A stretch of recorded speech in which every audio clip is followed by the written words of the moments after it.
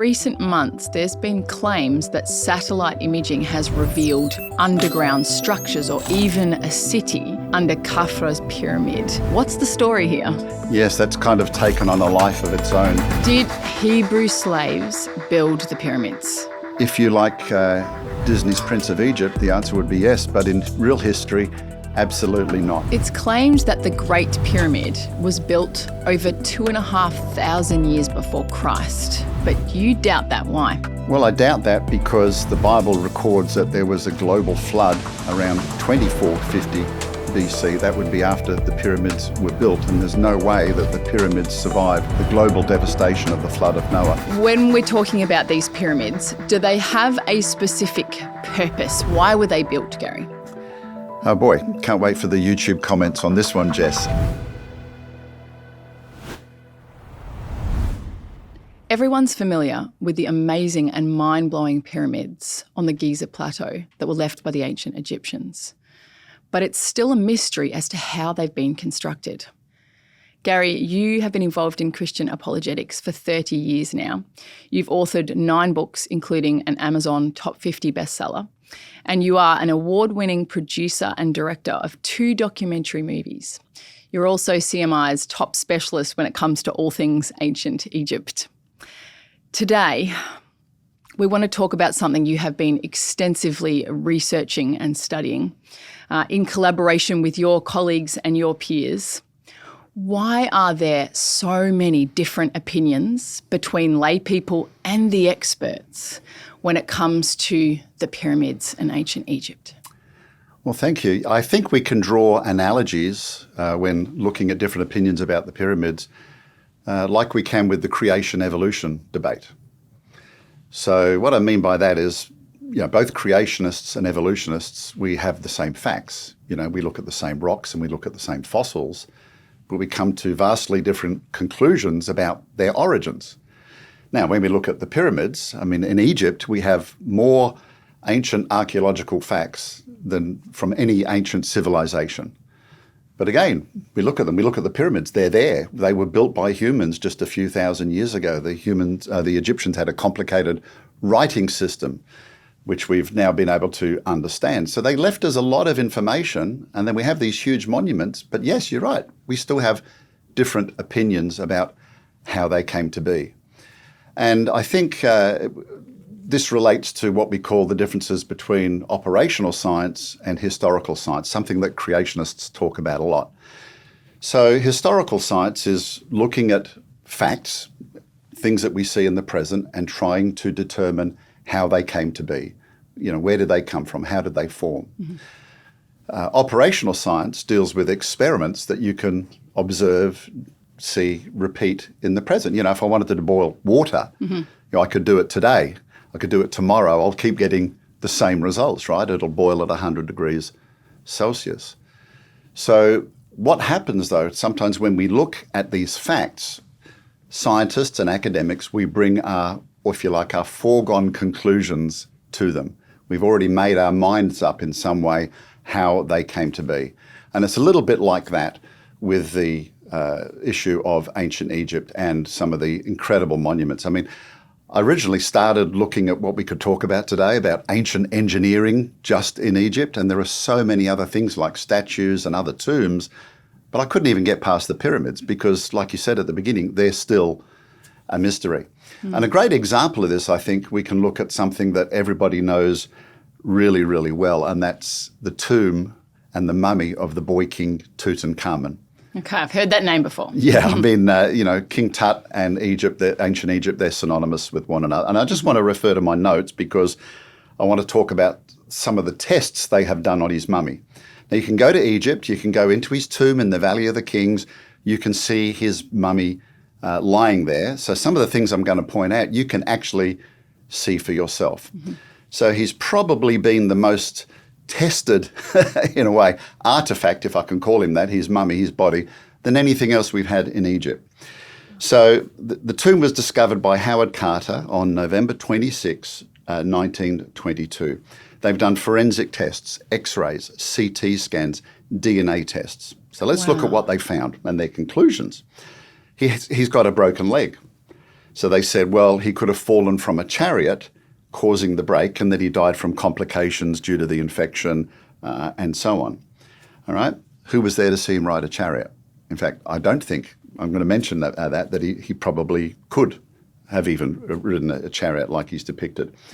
Others said that his leg was probably broken during the excavation of his mummy, because in his coffin they were buried and surrounded, and this is a technical term that the Egyptologists use, by black goo. It was a mixture of beeswax and tar, and they filled the coffin. So all that had to be melted and removed to extract his mummy. He also had broken ribs. So again, was that due to a fall or his removal from the coffin as well?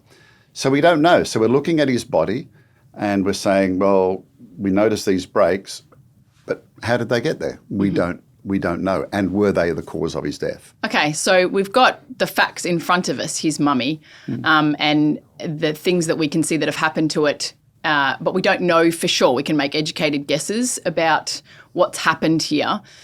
Why would you say he hasn't died from a chariot accident? Well, I mentioned you can look at his mummy and it's very obvious that the young boy king had some physical deformities. He's got a club foot. Club foot, what's that? A club foot is where the foot is actually turned in. So, in fact, his tomb, I can't remember how many walking sticks they found, but it numbered in the hundreds. Right. So he clearly needed a walking stick to be able to walk. So when you see pictures of him on his chariot, you know, as depicted on some of his Has he got his funerary walking monuments, stick? No, he's there on the chariot holding the reins like a valiant soldier. And these chariots, these are battle chariots. You know, one or two horses with a tiny little carriage, they would have, really motored along. So I can't imagine him even being able to ride a chariot. He had a cleft palate and a large overbite. So he definitely suffered from some physical deformities. In fact, he left no heirs. Two stillborn children were actually buried in his tomb with him. So the interesting thing, though, they noticed a hole in the back of his skull. And we normally don't see that with any other mummies because they removed the organs. Organs are full of water and they wanted to dry out the body for mummification. So they used to use a hook and go through the nose to remove the brain during the mummification process. But he had this hole in the back of his skull. So again, one of the theories was, that hole has been caused by a blow. Maybe he was murdered. Because his father, Akhenaten, was a heretic king that threw the religious and political system of Egypt into disarray. And poor little Tutankhamun, when he was brought along, the priests got to him. He had to kind of restore the old order. So again, this is all speculation. Yeah. He's got a hole in the back of his skull. He's got a broken leg, broken ribs. We don't know how it got there. The most popular theory today, which has come from DNA testing, which you can test even on these ancient mummies, is that he had malaria. And so it's possible that he actually died from malaria. No drugs, obviously, in those days, and like we have even seen in third world countries in the world in recent years, malaria can be fatal.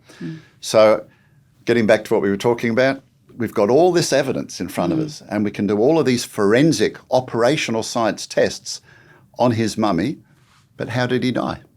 We don't know. Nobody left us a record of how he died. It wasn't written about.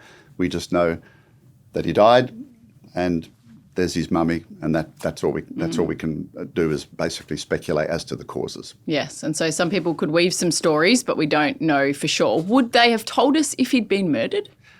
No, not at all. I mean, pharaohs were living incarnations. They were the mediators between the gods and human beings. And so everybody worked for the pharaoh. There was no monetary system. So people worked the land. They gave some of their goods, possessions to the priests. The priests often were family members, aunts, uncles, brothers and sisters. So, they're not ever going to undermine, if you like, their own system in that regard. So if he was done away with, he was done away pretty quietly. And also, when pharaohs get into power, the first thing they start doing is building their funerary temple and their tomb. In this case, during the New Kingdom, it was the Valley of the Kings. So his tomb is a very small one. He only reigned for maybe 9 to 10 years, and that's why his tomb is also very small. So it looks like his death was kind of sudden. Things were crammed in there. His chariots were disassembled and shoved in there. It took Howard Carter over 12 months to categorise and itemise every single artefact that they found in there. That's how much was in there. So, and he's a king that only reigned for maybe 10 years. So it does look like his death was sudden. His tomb wasn't finished. His tomb may have even been meant for somebody else, they've speculated, and he usurped it because he died quickly. I hope you're enjoying the interview so far. If you haven't already, like, subscribe, and hit the bell for notifications. Thanks for watching. So Tutankhamun is certainly a name that we would be familiar with. Can you take us through these most famous artefacts of ancient Egypt, the pyramids? Yeah, so when you say that, I, like most people, and I've brought some photos along for us to have a look at, Jess. So these are the most famous ones on the Giza Plateau. They're the three largest, and we have here the largest one, which actually looks a little bit shorter, but it's actually the tallest one, is Khufu. These are 4th dynasty, so very early in Egyptian history. And then we have his son, Khafra, and there are still some casing stones left at the top. And then his son, so father, son, grandson, Menkaure. And I'm going to talk about all three of these because they're relevant to our discussion today. But still in Egypt today, there are over 118 pyramids over the country of Egypt. In fact, there are even more in another country called Sudan, which we can talk about later.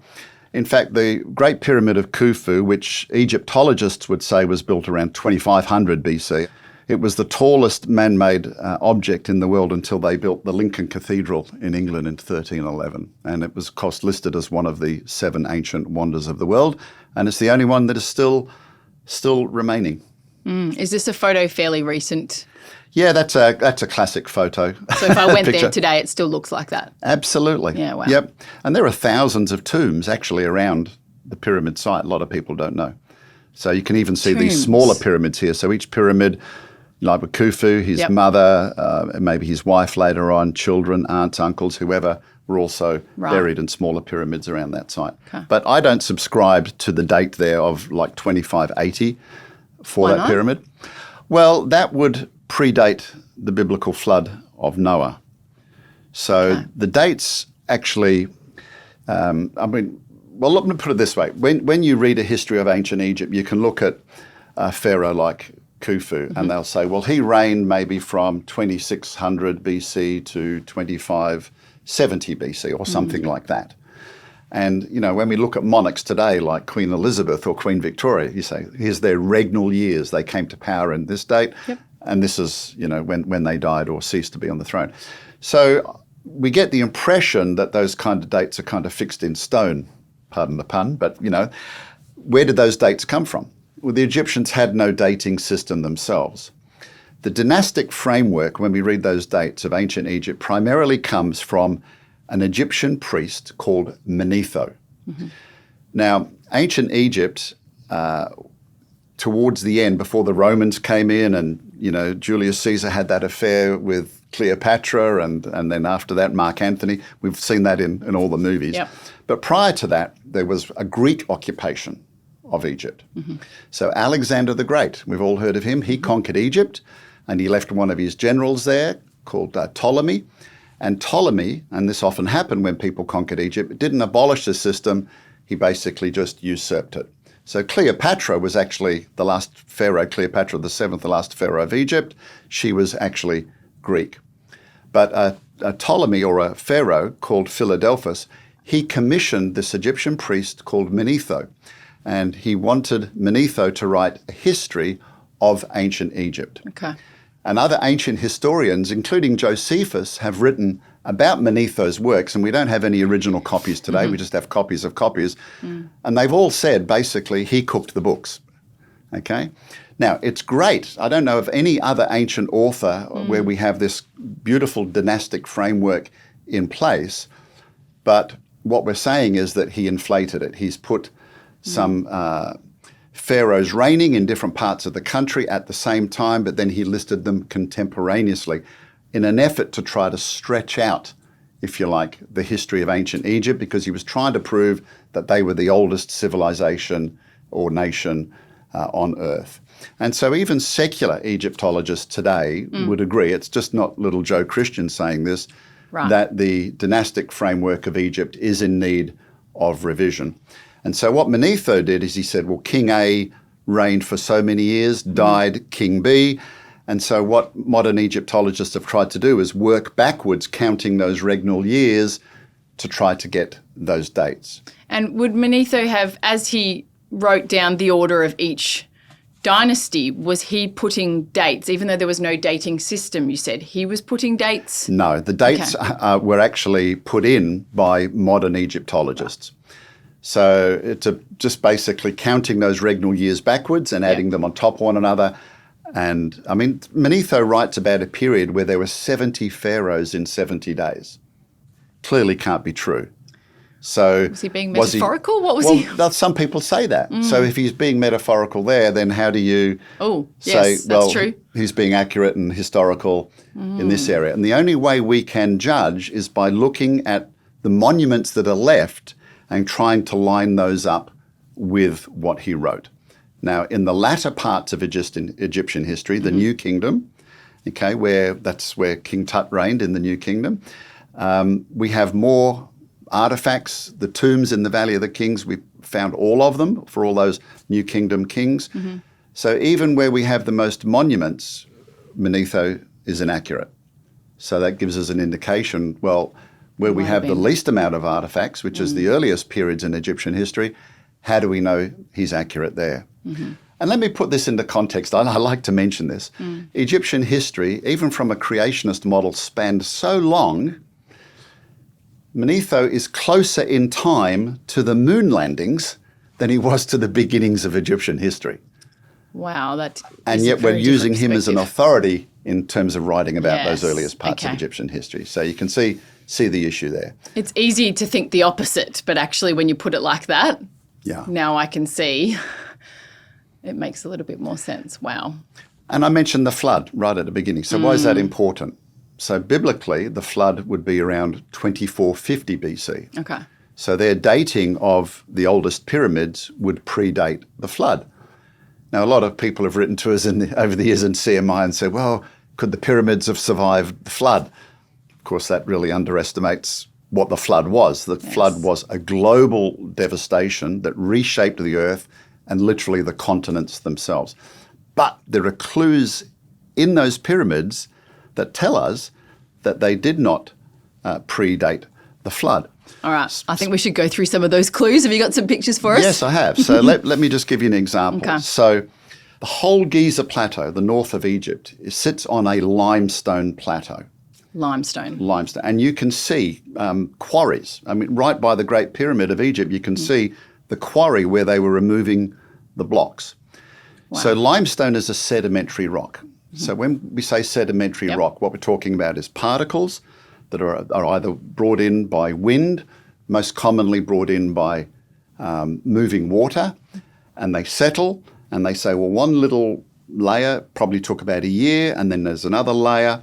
And so when you see bands of strata, they're assuming that it could have taken tens of millions of years to lay that strata down. So pretty much everybody agrees that the north of Egypt, the whole limestone plateau, was the bottom of the ocean at some stage. And that's borne out by what we see. So looking here, this is a picture. These are coin-shaped protozoa called nummulites, typically live on the ocean floor. Protozoa? Yeah, so they're a little organism and they grow. I mean, these ones are all pretty much the same shape in this picture, but you can see some smaller ones. Yep. And they grow and they grow and they grow. And I've been there and I've pointed out to guests that we take along, have a look, and you can actually point out these nummulites in the blocks there in Egypt. But they found starfish, sea urchins, other marine creatures that are perfectly preserved and fossilized. So think about this. If those sediments took tens of millions of years to lay down, how do you get soft-bodied organisms preserved in that? Right? How would that work? Well, you can't do it through the slow and gradual process. As we've often pointed out, when you see fossils of, we find fossils of jellyfish, right? Jellyfish, if you've ever seen them on the beach in the sun, they only last a few days. So clearly we're talking about the global flood of Noah. rapidly laying down these sediments and preserving these marine creatures in situ. And then the Egyptians come along, they've got all this limestone, they use limestone, it's a soft rock that they can use for building their pyramids, they can use them for building the temples that they had at the time. So in one sense, Jess, I can almost say if it wasn't for the global flood of Noah, the pyramids might not exist because, as I said, the Egyptians used that limestone for their building material. Wow. So we've got evidence of marine life here around the pyramids. Is it part of the pyramids? Like, are there materials where we see this, like even in the construction of them themselves? Seeing these, you mean? Yes. Yes, absolutely. That's what I was saying. You can actually go back and right there on the face of some of those blocks, you can see those nummulites. They're there. If you look hard enough. There's another aspect too. On the ground all around they look like river rocks. You know how you go to the river and you find these shiny little oblong or round, highly polished. Nice and smooth to skim. Yeah, and you throw them on the water to try to skim them. There are millions, but you could literally see thousands with your own eye, lying all around pyramids. And what does that tell us? Well, when you pick them up, there are chips out of them, okay? Little chunks out of them. They're everywhere. They're called percussion marks. And what it's evidence of is those rocks being moved and thrown against each other at high speed. These rocks are hard. These are not limestone. These are solid rocks. Right? So even if I threw one as hard as I could to a hard object, I might be able to get one of these chips. But you can see constantly. And so again, this is more evidence that rapid water has moved and deposited all of this material and probably at well over 100 kilometres an hour, and these rocks have been hitting against each other, which has caused these percussion marks on the material that's lying along the ground. Wow. More evidence, again, rapid moving water, marine fossils in sedimentary rock, which we know is laid down by water. It all speaks of Noah's flood. And more importantly, the Bible tells us that ancient Egypt was a post-flood civilization, because after the Tower of Babel, all right, or Babel for our American friends, Ham, who was the grandson of Noah, okay, he had a son called Mizraim. Mizraim, the Bible tells us, went to Egypt and founded Egypt. And Egypt today, one of their names for themselves, they call their land the land of Mizra. So we actually have a biblical record of where the Egyptians came from. Yeah.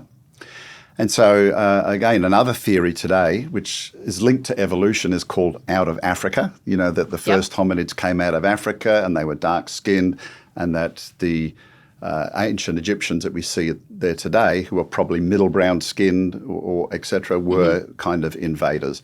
But there's no DNA evidence to suggest that. Later, black pharaohs did rule Egypt, but that was much later in history when the original ancient Egyptian civilization collapsed. All right. So when we're talking about these pyramids, do they have a specific purpose? Why were they built, Gary?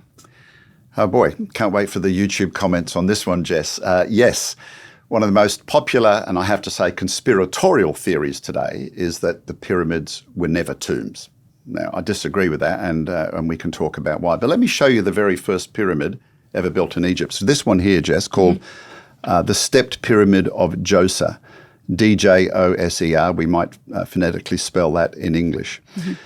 So you can see why they call it stepped. There are several levels. Now, the ancient Egyptians, prior to this, used to bury their nobility in tombs called mastabas. Mastaba is actually an Arabic word meaning bench. So they were made out of mud bricks and basically are just a big, long mud brick tomb built on the top with a shaft underneath and maybe a burial chamber at the bottom. But then a famous priest called Imhotep, heard of him, right? Because of all the movies and other things. He was not only, he was a polymath, but he was an architect, a doctor, all sorts of roles that he had. And he came along and he had this idea, so what if we build one mastaba on top of another, but make it slightly smaller, and then another, and then another.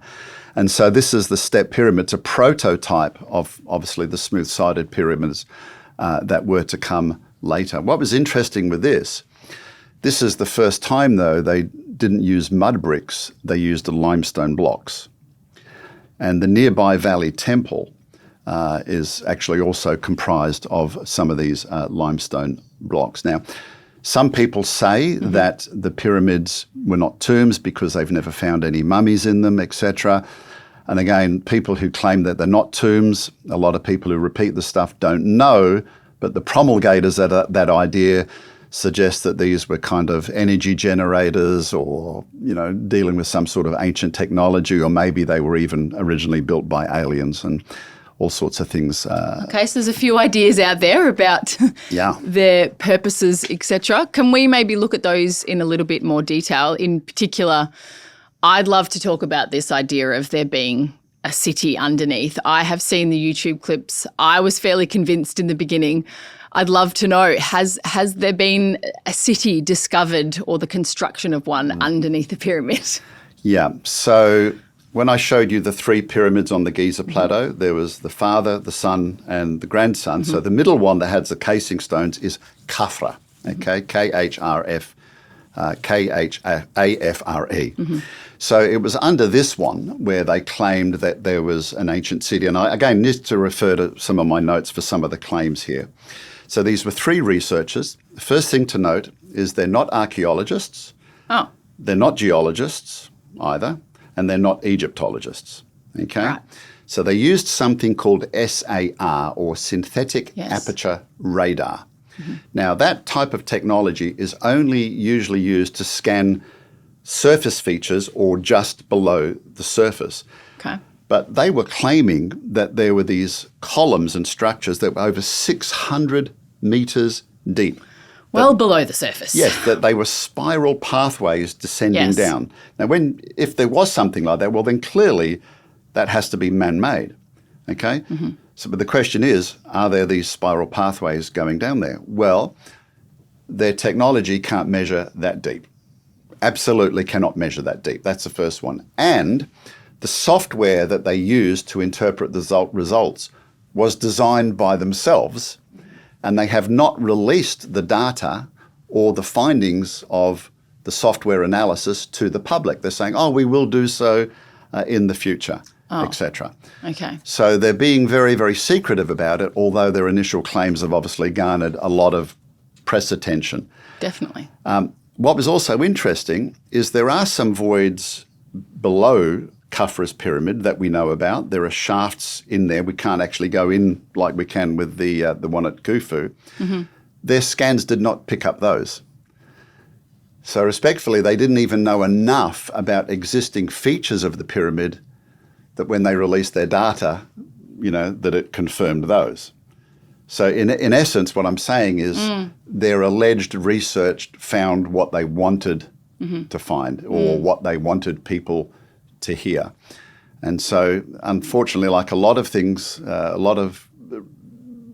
we hear where people have an agenda, never let the facts get in the way of a good story is kind of what's going on here. Okay. And in my research, I also found out that, and I'll just see if I can find his name, Malanga, is a ufologist. A ufologist is somebody that studies the UFO phenomenon. I happen to do that as well. But he believes that aliens came to the Earth, left ancient technology, and again, that the pyramids have been used harvesting or using some of this ancient technology. He has said that? Yes, right. Yes. So that's really where they're going to with this type of stuff. Okay. And I know I sound like a debunker because of all the huge media claims, and wouldn't it be exciting? But just to recap, their equipment can't measure that deeply. They missed existing features that we know are there. And secondly, right next to the pyramids is the Sphinx. Now, that's a mortuary temple. So I mentioned that when a pharaoh came into power, he would build his mortuary temple. So that's where his body would lie in state for 70 days. They would remove the organs, they would mummify it. And up towards the base of the Sphinx, a tributary of the River Nile used to flow there. That's how they shipped the blocks there. So the reason I mention that is the water table in that area is quite high. So if you are an ancient civilization and you've got all this technology, to be very frank, you'd have to be pretty stupid to build an ancient city down in the water table. How are you going to stop I was going to say, how would you do that? Exactly. Well, you're not going to be able to. Doesn't that actually demonstrate that they didn't understand the geology of the area if there's a large body of water, this water table underneath? Exactly. You're spot on. I mean, and it's fairly obvious to understand, isn't it? So think about this, when we want to build a tunnel, in a city or under a river or anywhere, first thing they have to do is to try to shield the tunnel from any water ingress. Yeah, I can't imagine how they do that. Right? So this is exactly the case. They're not going to do that and have not done that. And the whole area, as I said, the water table's quite high because of the River Nile. And we're dealing with something very porous as well, limestone. Okay? So, yes, clearly, as I said at the beginning, they're not geologists, they're not archaeologists, and they're not Egyptologists. So they've come at this, I believe, I'm sad to say, with an agenda. I mean, I'd be as excited as anyone to find, more evidence of incredible ancient engineering in Egypt, but this is clearly, I think, absolutely bogus. Yeah, sorry to burst people's bubble there. And you've said we've got scanning techniques that don't go far below the surface, but they've said 600 metres. We've got this water table underneath.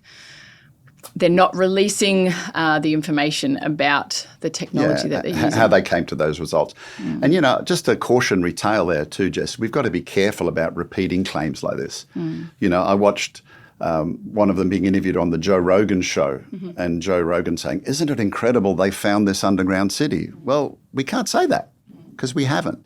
So, cautious optimism maybe. Until we find out the facts. But yeah, some things like this take on a life of their own. That's a problem. And I find in this day and age, things can be visually very powerful as well. So the more we can make videos of things so that it looks like to a layperson that looked very convincing, those scanning techniques and the... Yeah, and they released kind of images of what they thought. But there's absolutely no way. There's no way they can support those images that they've released. Well, thank you for taking us through that one. Gary, there's been another claim. I just want to have a look at this one to do with mummies and that apparently we don't find any mummies in the pyramids. And so does that mean that they actually weren't tombs? Can you take us through that? Yeah, so that's one of the biggest claims, that the pyramids are not tombs. In fact, when we did a podcast some months before on ancient Egypt, one of the most common comments we got was, well, he doesn't know what he's talking about because they've never found any mummies in the pyramids. Really? Therefore, the pyramids are not tombs. Okay. Ancient history and the archaeology there really has a bit of a checkered past. Some of the best artifacts from ancient Egypt are sitting in museums around the world. And you can even look at photos. You can go on Google and look at photos from early 20th century, and you see street vendors lining the streets of some of the villages and the towns selling mummies. So Westerners used to come and actually buy mummies just off the street and take them back to their countries. Real ones? Real mummies, yes. So these are poor people. They're looking to make a living. Yeah. Even in the Valley of the Kings, right, where they tried to hide, right, by burying their pharaohs into tunnels into the side of hills and covering the entrances. Just about all of those tombs were ransacked, Tutankhamun being the exception, right? So we would not really, given the history we've seen in the past, expect to find anything really in those pyramids. We have the sarcophagus, right? The big stone burial box that's either made out of granite or basalt, but we've never found any original mummies in there. Now, I need to refer to some notes here. So to give you an example, so here's another pyramid. Doesn't look like one today. So remember I said the old pyramids at the Giza Plateau were 4th dynasty, Old Kingdom. Then the Old Kingdom system broke down and something occurred called the First Intermediate Period. So there's no united reign or united monarchy over Egypt. You've got all these independent governors and various nomes in area that are trying to establish their own authority. But then united monarchy comes along and it establishes what's called the Middle Kingdom. There's only 3 dynasties in that Middle Kingdom, but pyramid building had really declined. Even by the end of the 4th dynasty, they're much smaller affairs. But you're looking at one here on the plains of Dashur. Okay. This is Amenemhat III. This was made out of mud bricks. So they've gone back to using mud bricks, and you can see how badly it has decayed. But they did find some mummies in there, okay? But these were later reburials, okay? What does that mean? So during the late period, which was one of the last period of Egyptian history before the Greeks came in, okay, some people used that pyramid to bury their dead. On the Giza Plateau, the three big pyramids, the smallest one, Menkaure, they also found some mummies and some coffins in there. Again, later reburials. Now, why is that significant? Well, it clearly tells us even thousands of years after these pyramids were originally built, people regarded them as tombs. And that's why they wanted to be buried there upon their death. Also, as I mentioned earlier, all around the Giza Plateau, there are other pyramids, and there are thousands of underground tombs. So even ordinary people wanted to be buried near royalty. And then at a place called Saqqara, just outside of Cairo, that's where we saw the stepped pyramid. That's probably the most important site in all of ancient Egypt today, because it was used right from the very earliest Old Kingdom, 3rd dynasty, Djoser, right up until the Roman times. And it was like almost like a funerary parlour, in that you could say, well, look, I'm going to buy a funerary plot for my family. And you go to someone and you say, well, I want to be buried there. When my wife dies, I want her to be buried there, and my children can be buried there. And literally monthly, they are excavating tombs there as well. So clearly, throughout history, people have regarded these sites as massive necropolises, giant cemeteries where they bury their dead. But more importantly, I mentioned the Great Pyramids, 4th dynasty. There's a 6th dynasty pharaoh called Unas, U-N-A-S. And we can actually go into his tomb. I take people there on tours, and we go inside. And it was the first time where we see adorned on the wall something known as the pyramid texts. There are over 60,000 hieroglyphics in there, and I can kind of show you a photo of that. So the walls are lined with alabaster, and it's a bit hard to see in this photo because the colours haven't been represented well, but these hieroglyphs were painted in Egyptian blue, lapis lazuli. But interestingly, Jess, can you see how sharp the edges are on these? They look like they've been cut with a laser, yet alabaster, the panels, is quite a soft rock, soft mineral. But more importantly, these pyramid texts are the first time, as I said, that the walls or a tomb were adorned with them, and they are a guidebook for the pharaoh in his journey to the afterlife. Okay, don't look like a guidebook to me. Is there a way to explain how that works, Gary? How to read hieroglyphics? Well, yeah, I don't read hieroglyphics, but basically you read into them. So whichever way they're facing, you would read this way, but they can also be read top to bottom. Okay. But basically, this was a forerunner from what we saw in the Valley of the Kings, which became what we call the Book of the Dead. So the pharaoh has to undergo certain tests in his journey to the afterlife to reach paradise or the field of reeds. So we've got this massive site, lots of tombs, people wanting to be buried in those pyramids later on. Clearly big cemeteries. And we have a funerary text, all to do with death and the afterlife.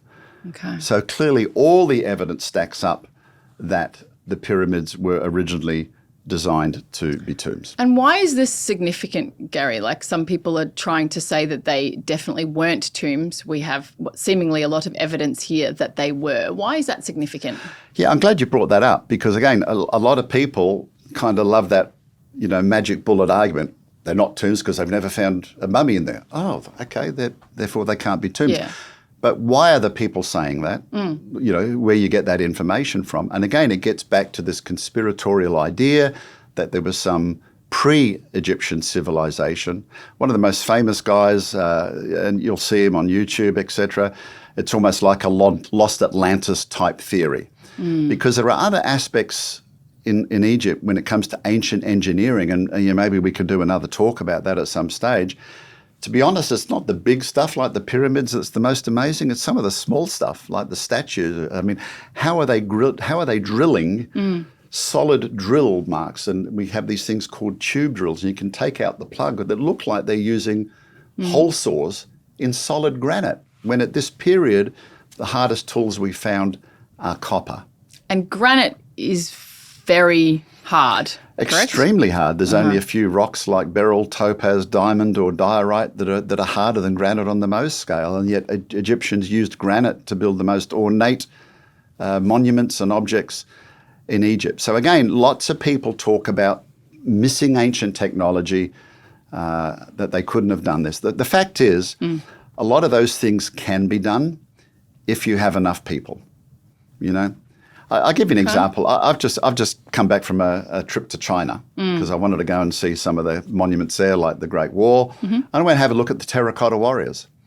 8,000 warriors, and they're covered in these massive sheds that are as big as a football pitch. And yet they've excavated less than 1% of the total site. Now, we're only talking about 200 years or 200 BC, something like that, okay? It was written about by a scribe that said that the emperor there, the first emperor of China, used 700,000 workers to build his mausoleum site. In area, it's about the size of Manhattan. Now, a lot of these people, in this particular case, were prisoners, etc. So I look at them, 8,000 of these terracotta soldiers, clay soldiers, each one with an individual face, and I'm thinking, my goodness, if that king reigned for 30 years, they're having to build one of these every day almost. But you can do it if you have enough people. And so, one worker, one of his jobs could have been just to build a bowl out of granite. And when we look at the pyramids, clearly there was a massive workforce. Hope you're enjoying the interview so far. We'll jump back in shortly. But real quick, imagine bringing this life-changing message to your church or community. This is exactly what we do. We present at close to 1,000 events each year. So many people struggle with how science and the Bible fit together, and it becomes a genuine stumbling block to their faith. But our speakers present satisfying answers that really make sense. We've received hundreds, possibly thousands of testimonies from people who have had their lives changed through our speaking ministry. If you'd like that for your congregation or community, then use the link in the description and contact us today. So can we talk about that, Gary, this workforce, however many there were? I know that many people would say, who built the pyramids? Well, an Israelite slave labour force. Who do we know built them? Yep, you've got some good questions today, because when we go to Egypt and I ask our Egyptian guides, and I say, when Westerners come, let me guess, what are the two most asked questions you get? Did Hebrew slaves build the pyramid? And the other one related to that in a way is Joseph Imhotep. Remember I mentioned Imhotep? He was the architect who built the pyramid of Djoser, designed the pyramid, one mastaba on top of another. Yes. Let's deal with those. No, Hebrew slaves did not build the pyramid. We believe that the Hebrews were there during a period called the Second Intermediate Period. So to go back, we've got Old Kingdom. It breaks down, First Intermediate, Middle Kingdom, and then that breaks down and we have the Second Intermediate Period. The Second Intermediate Period was a time when Egypt was ruled by an invading force known as the Hyksos. The Hyksos were actually Semite immigrants to Egypt, okay? They were probably monotheistic like Joseph, and that's why we read in Scripture why Joseph was elevated to a position of authority. It would be unthinkable for a native Egyptian monarchy to elevate a foreigner. Egyptians did not like foreigners. They believed that their nation, was special because they had the Nile, they had all of this wealth. And in fact, even on their tombs and monuments, they dared not mention foreigners, even the ones they were friendly with. You might see pictures of Ramses and he's slaying the despicable king of the Hittites, but he's not going to mention the king's name, because to mention someone's name is to give them life, right? The pharaoh's name, when it was emblazoned in a cartouche and put upon his memorial, that would guarantee his eternity, because you would be speaking his name into existence. So you never do that. So things are related here. Imhotep became venerated throughout Egyptian history. Even up to the time of the Greeks, you can go to monuments and you can see where Imhotep is almost deified like a god. And they're doing that based upon ancient Egyptian history where they also deified Imhotep. Now, are they going to do that to the father of the Hebrew nation in Egypt, whose God vanquished the gods? I feel like they'd want to leave it out. Yes, exactly. So the timing is wrong, right? And also, historically, if you understand ancient Egyptian culture, there is no way that they're going to venerate Joseph if he's the same as Imhotep. So the second intermediate period is a long time after pyramid building ceased. Remember I said it ceased in the Middle Kingdom. Second intermediate period is after that. And around the Giza Plateau in particular, archaeologists have uncovered, if you like, villages, streets, and they've recognised buildings that are bakeries and breweries and they found papyri that basically indicate how many loaves of bread they needed to bake, how many gallons of beer they needed to brew to feed the workforce.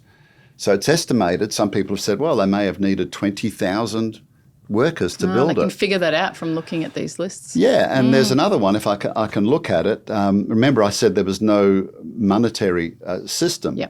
So they found a papyrus called I think it's called the Diary of Maya. And on the facing stones or the casing stones of the Great Pyramid, they used a different limestone. They didn't use local limestone. They used this beautiful gleaming white limestone called Tura limestone.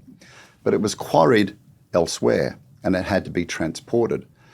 But in this, they found the papyrus from a work crew, and they indicated that they were working for the king. They regarded that as a privilege because he's divine, and how many casing stones they would have to manufacture or blocks they would have to manufacture, right, in that one crew. So then you take that and you say, well, I can't remember, maybe they're building 3 blocks a month, and then you multiply that out, how many people, were needed. So clearly there was a massive, massive workforce that was involved.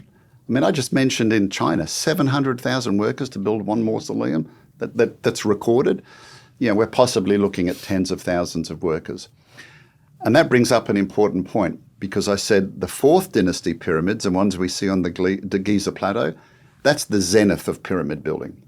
After that, the 5th and 6th dynasty, they start to decline. They get to be smaller, like the Pyramid of Unas, although it's quite spectacular inside. They were less robust. Yeah, and you can see them today. They've crumbled. And then the Middle Kingdom, they go back to using mud bricks, really inexpensive, cheap way of building the pyramids.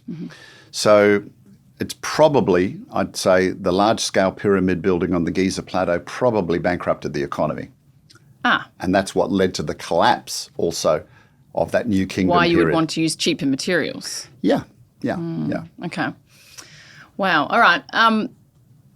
When we talk about, it's fascinating to hear some of the materials they're using, but how were they actually building these pyramids?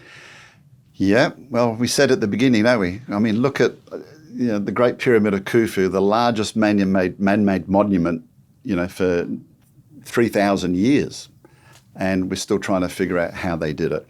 One of the problems, Jess, is each of the blocks, the average size of the blocks that you can walk up and see, they weigh about over 2 tons each. And they estimate there's 2.3 million of them just in that one pyramid. So you can't deconstruct it to have a look. Yeah. Yeah. In fact, the 3rd largest pyramid, the one at Menkaure, which I mentioned before, during the Muslim conquest of Egypt, one of the sultans wanted to deconstruct it to get inside, thinking there might be some treasure in there, and he gave up halfway through because it was too difficult. Later people have excavated through there, etc. So we've got these great edifices sitting right there in front of us. We can use all of this technology. We can reveal certain aspects about it, but when it comes to how, they didn't leave us any records about how they constructed it, okay? So we're guessing. But let me mention the 4 most popular theories, because viewers will be saying, oh, I know, they used the external ramp, or they built a giant ramp. There's 4 major theories. Yeah, so let's have a look. I've got some pictures here. So this will relate to one, it's called the internal ramp theory. But the external ramp theory is that they built a giant ramp, and notice this ramp only goes up to about 1/3 of the height. But if you want to use a ramp to go up to the upper regions, right, you're either going to have a steeper slope or you're going to have to make the ramp much, much bigger and longer because you can only pull blocks up at a certain gradient. I mean, you can't pull 2-ton blocks up at a steep slope like this. So the first one is an external ramp that goes up to this level, and then as it gets higher, they build up the ramp, etc. It's been estimated, though, that the external ramp, you would be using more material in the ramp than the pyramid is actually constructed of. And here's the thing, when you go there, where are those blocks today? Well, I was going to say, is there evidence of these ramps? No. I mean, they would have to move them off-site. There are no evidence of extra blocks lying around. Okay. So another idea is the outside spiral ramp. Now, that sounds plausible on the surface. So the idea here is on the outside of the pyramid, they have a spiral ramp, so the gradients are not too much, a bit like going up a switchback road on a mountain, right? You don't go up like that, you take it in grades, etc. The problem with that is, from an architect's point of view, it doesn't make any sense because if you want to build a pyramid and get to a perfect point at the top, you've always got to be making sure that these corners, each layer, is in exactly the right spot because you don't want to be suddenly building and getting off skew and coming back. And the external ramp theory means that your corner blocks would not be laid in place. You're literally building it from the inside out. Another theory is that the blocks were concreted in place, like set in place. Again, there's no evidence of that, and we've already looked at the material that the blocks are made of. It's limestone, it's got marine organisms. We can see where it's quarried from. We can actually match up those blocks with the areas that they're quarried from. The most plausible one is, I think, which makes a lot of sense, was postulated by a French architect named Jean-Pierre Houdin, and people can go and look. There's a nice documentary about him on YouTube that explains his ideas, and it's an internal ramp theory. And so he has a small ramp for up to about 1/3 of the height, and then inside, right, the pyramid, you've got an internal ramp. Now, the reason that's important is because what happens is the corner blocks, the cornerstones are laid first to make sure that the alignment is correct going to the top. And then inside, you have a spiral ramp for the upper regions, and again, the spiral reduces the grade. Now, what's been interesting, Egyptologist Bob Breyer was fascinated with Houdin's idea. And there's an area on the pyramid in a corner called the notch where there's a couple of missing blocks. And he was given permission to climb the pyramid and go inside. And when he did, in one of the corners, there was a void. Okay, now why that's significant is because what's being suggested is you drag a block up one incline, and then when you get to the corner, all you've got to do is to turn it and orient it to go up the next slope. And then when you get to the corner, you orient it again. And then moreover, there's more evidence to suggest that there's an internal spiral ramp. A Japanese team in the 1980s using something called a gravitometer, which measures the density of an object, revealed an internal spiral inside the Great Pyramid of Khufu. An actual ramp? You can't see it. All you're seeing is there's no mass there. So there looks like a void, but that void is in a spiral fashion going up there. And then sometimes, and I've been there at certain times of the day when the light is correct, you can look at the outside, and again, it's on Houdin's video if you want to watch it. You can see a shadow that goes up at a slight incline, and then you go on the other side and it goes up. So it looks like in front of that ramp, internal ramp, where there's a void, the outside blocks have darkened. Perhaps they've retained more moisture or something like that. So there's lots of evidence to suggest that there is some internal spiral void on the inside. Now, interestingly, there's another pyramid. You can't go there today because it's now on military land. It's called the Pyramid of Djedefre. Djedefre was also a son of Khufu. Okay, Khafra was the one with the facing, so it's his brother. And his pyramid was built at another site. And it looks like, we believe it was deconstructed by the Romans. And apparently it was a beautiful pyramid with polished granite, polished limestone. So a lot of those materials have been repurposed. But because it's been deconstructed, you can actually walk into the site and you can see the beginnings of an internal ramp in that pyramid at Abu Rawash. Wow. So, again, we don't know, but to me it's the most plausible, it makes the most sense. And Pierre Houdin, who really had no interest in Egypt or anything, he just was asked by his father one day, he said, look, I've been working on this for years, how would you solve it? And he just applied an architect's principle to it. Right. And said, I need to have the corners correct, first off, building up. Can't you have external ramps because of the amount of material that was involved? And inside there's also something called the Grand Gallery. You can walk inside and see it, and there's this huge void that ascends inside. And for years people have said, well, what is it? You know, there's no steps there or anything. But in this huge void, there are two ledges on either side.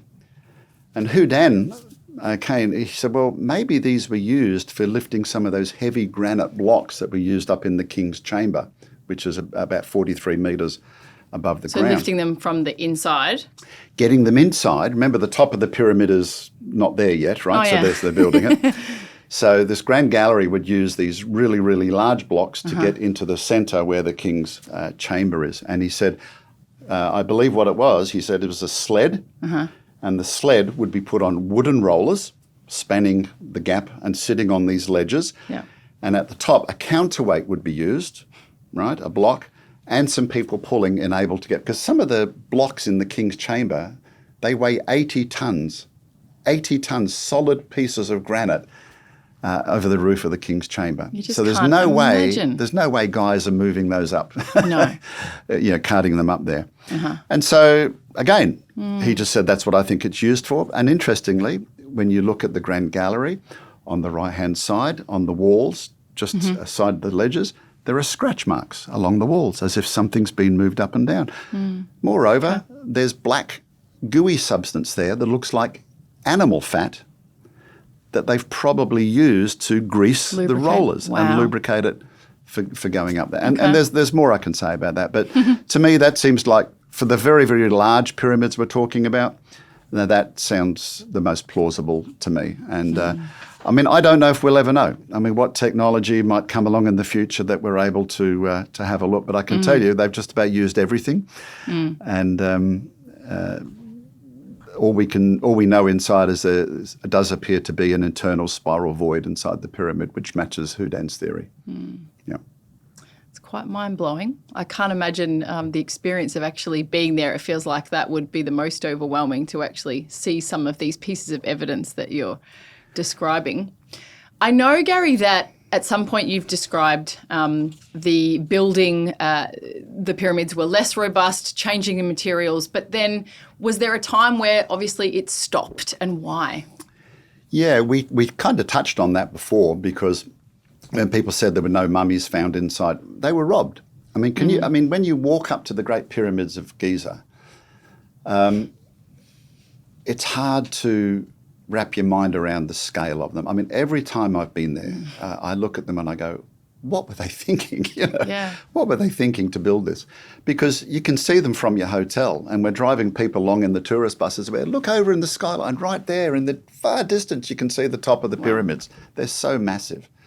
But if you know their burial sites, and we don't know, but if the king was buried along with some of his treasures and some of his possessions, there's this massive edifice sitting in the middle of the desert that says, rob me.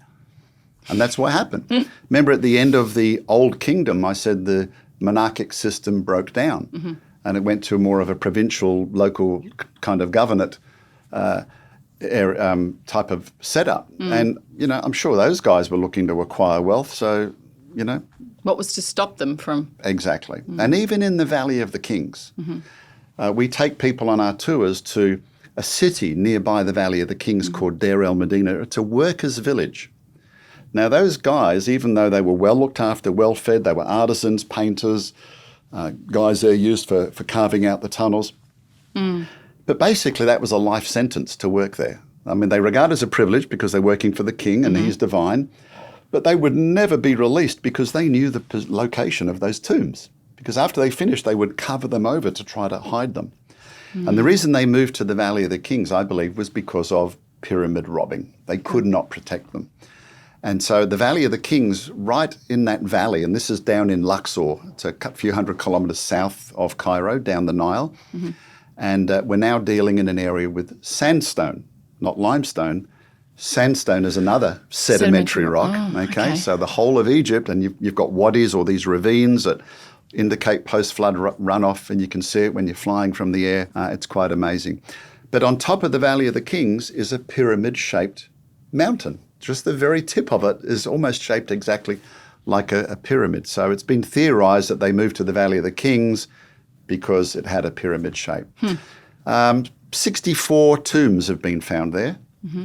And only in 2 of them, I think, if I'm correct, have they ever found any mummies or any valuables. And King Tut's obviously the one where they found the most valuables. So they even had their own police force to guard the Valley of the Kings, called the Medjay. But even that broke down. And in fact, in later periods, when the Valley of the Kings robbing became so prominent, priests moved all the mummies. They hid the mummies to protect the actual mummies themselves, and they hid them in the side of the mountains in the west bank of Luxor.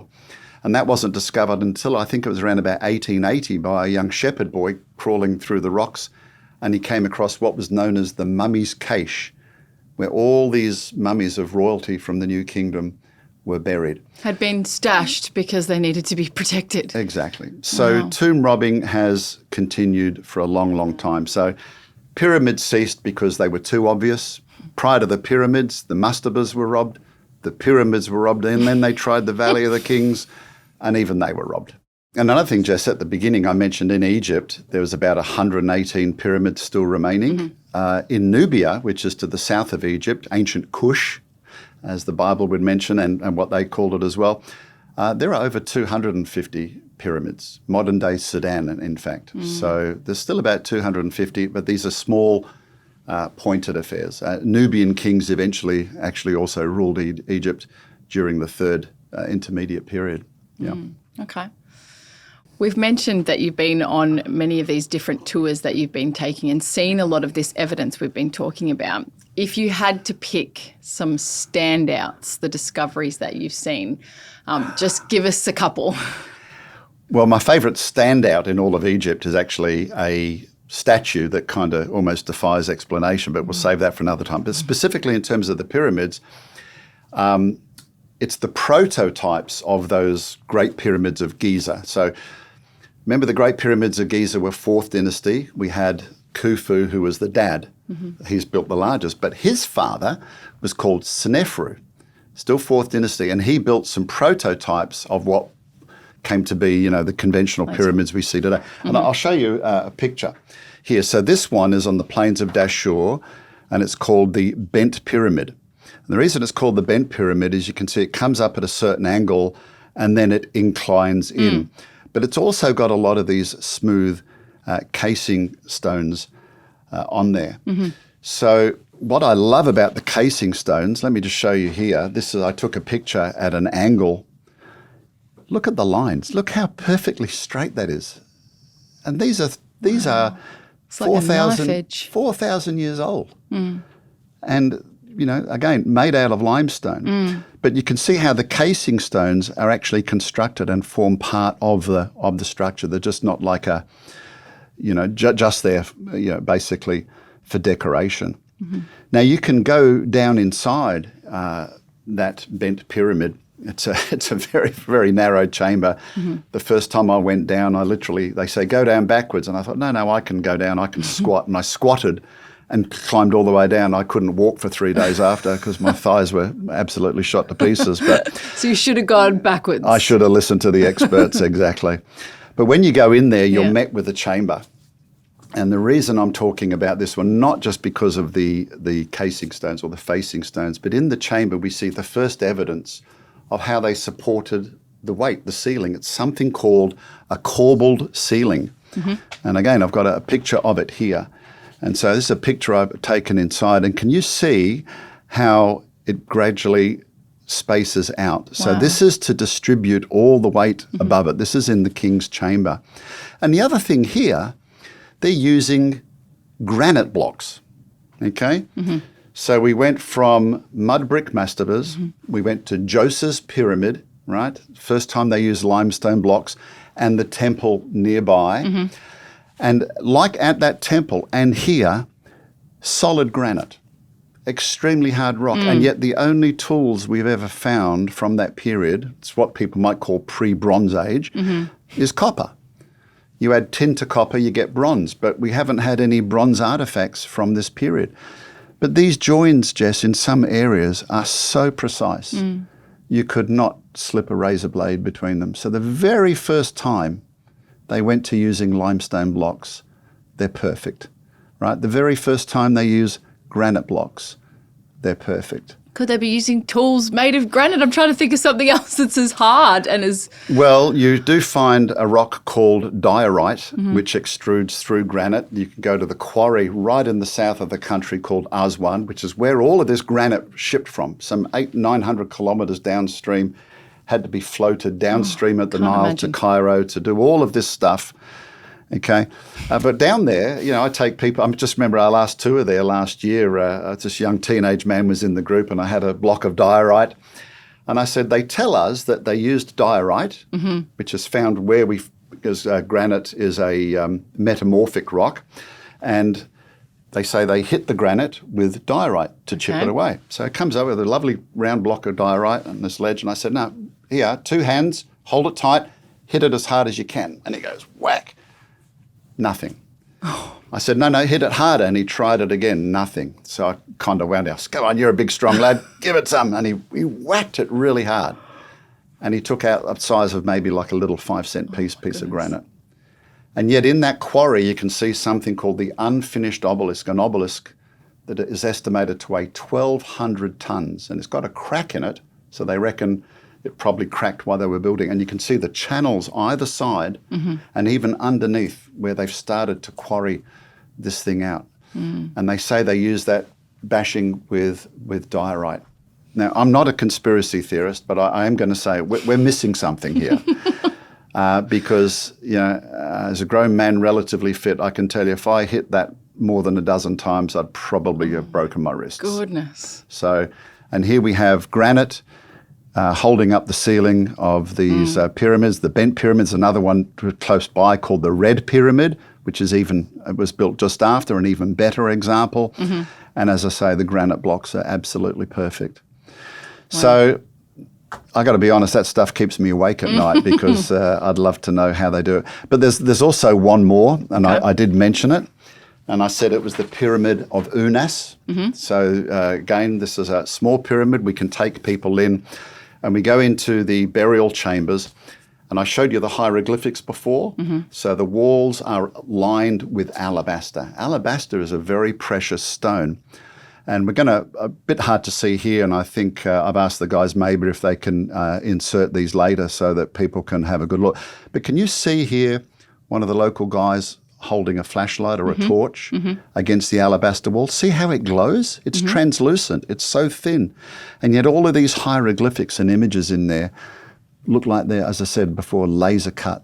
How are you doing that with little hand tools without getting crumbly edges? They're perfectly sharp. Now, some people say, well, they cut them and they went along with sharpening stones later. But some of them are tiny.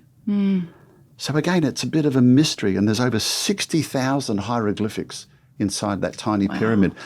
But wait, there's more. Again, hard to see, but the guys will pop it up later, and maybe if they could, I'll look at the producer, can blow on. But here's the side of the burial chamber. And what they do is they turn the lights off, and this is somebody with a flashlight again and a torch, just highlighting down the side of the pyramid. These are called bas reliefs. So rather than chiseling in, what you're doing is removing the material on the outside to get a raised relief or a raised hieroglyphic. And it's a bit hard to make out here, but this is an image of the king holding his enemy with the hair, with his flail in his hand. He's about to smite his enemy. Wow. So not only are hieroglyphics engraved in here, but the image of the king is in a raised relief, and you can only see it when you turn the lights out and you put a flashlight. If I didn't have that torch there, I wouldn't really be able to... No, they have floodlights in there and it's illuminated and you can't see it. It's only when you turn the lights out and you shine along the side because you see the little raised reliefs in there. It's so artistic. Yeah, just the effort that they went to do all of this is just astonishing, isn't it? I mean, it's just fantastic. Wow. And you've taken 8 tours. So Yep. how many times you've been now? Yep. And hopefully we'll continue to do more. And I love taking people there because, to be honest, we're the only ministry that takes people there from a biblical perspective. Because, it's a moderate Muslim country. It's very welcoming, and it's very, very safe. But they're not going to tell you that the Hebrews lived there for hundreds of years. And so you really need it. People say, is there any evidence for the Hebrews in Egypt? I'd say yes, but you need to know how to look for it and where to look. And when we take people there, we do presentations along the way and try to fit everything we're seeing within a biblical timeline and biblical history. And it's really exciting. I can imagine it would be if you're starting to bring that to life for someone to be able to see how the biblical record lines up with the evidence. Well, isn't it great? One of the world's great bucket list locations, the pyramids. And here we go. How do we fit this within the Bible's timeline? Yeah. We've been through so much in this session and it sounds like there's a lot more we could talk about. But if you could give us a takeaway point, something to go home with, Christians, non-Christians alike, everyone, what could you say? Yeah, it's interesting. Some of the people that we take there and they see these massive edifices, not only the tombs, the temples, the Valley of the Kings. I think the one thing that sticks in people's minds, I mentioned earlier that the moment Pharaoh got into power, he started preparing for death. So he didn't believe death was the end of it all. And even the laity, they didn't have the wealth to bury themselves in pyramids or great tombs. They might have more simple tombs. I mentioned a Saqqara. If they had money, they might buy a burial plot for their family. So everything in life was preparing for the afterlife. Made it seem like the afterlife was much more important than the here and now. Well, it is, even for us, isn't it? Because this isn't the main game. I think that's what Christians miss out. I've said this on other podcasts. Our life here is not the main game. It's the one to come. Because if God is the creator, and the Bible says he created the heavens and the earth, and we read that it was a perfect world until it was marred by sin, we're actually living in a corrupted creation. But if God's the creator, he's going to restore creation. And it's going to be perfect, and there'll be no more death, no more suffering. The Egyptians, even though it was a faulty religion, had that concept in mind. I mentioned I went to China, the terracotta warriors, 8,000 soldiers, and I'm looking in the faces. They look like almost real people. Every one of them is individual. That emperor was preparing for the afterlife. So clearly the ancients believed that this world was not everything there is to be. And our culture today is very much preoccupied with the here and now. And the lesson for us is this isn't all there is. If there's one thing we can learn from the ancient Egyptians, it's they went to a lot of time and trouble to prepare for the afterlife. How do we prepare for the afterlife? I don't have to spend millions of dollars in my life savings on tombs. I mean, I'm not going to take it with me. God's actually made it pretty easy for us, hasn't he? Believe in the one whom God sent, Jesus Christ. I always say it was a rescue mission that God sent us to rescue us from this sin-cursed world. The only way that we're going to inherit eternity and an afterlife with God to be reconciled back to our Creator is believing in the one whom God sent, the Lord Jesus Christ. You know that famous passage, isn't it? John 3:16. God so loved the world that he gave his only Son, that whoever believes in him should not perish but have eternal life. People always leave out the next verse. It says, God did not send his Son into the world to condemn the world, but that the world might be saved through him. It's available to every single person watching this podcast to accept Jesus and to inherit an eternity with him in a perfect world. Thank you, Gary, so much for everything you've taken us through today. My pleasure. I love it.